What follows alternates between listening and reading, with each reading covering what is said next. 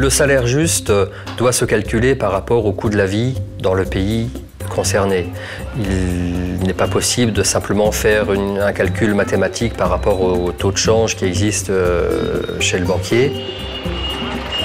À Madagascar, le salaire décent était fixé à 1,7 fois la valeur du SMIC. Le SMIC local ne permettait pas du tout aux personnes de vivre décemment.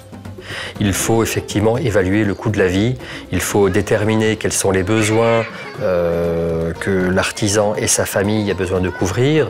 Souvent, un artisan a besoin de nourrir une famille nombreuse. Il est important que par son travail, l'artisan puisse remplir ses objectifs de père de famille, de responsable. On fixe un prix juste avec l'artisan, qui reflète à la fois le nombre d'heures passées, la technicité du travail, le savoir-faire et puis l'achat des matières premières.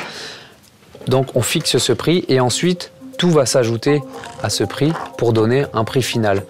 Donc le système de calcul est complètement inverse à ce qu'on peut voir dans le commerce traditionnel.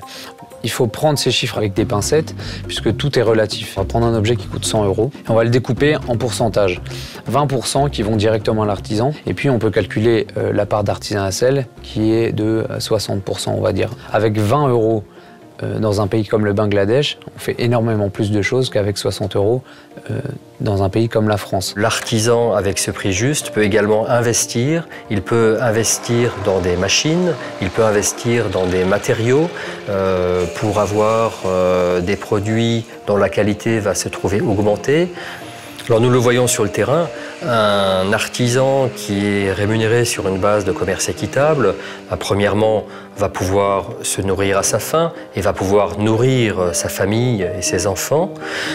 Deuxièmement, il va pouvoir envoyer ses enfants à l'école, il va pouvoir leur apporter une éducation et c'est cette éducation qui permettra par la suite à ses enfants, lorsqu'ils seront devenus grands, d'accéder à un métier, leur permettant également de contribuer au développement économique du pays.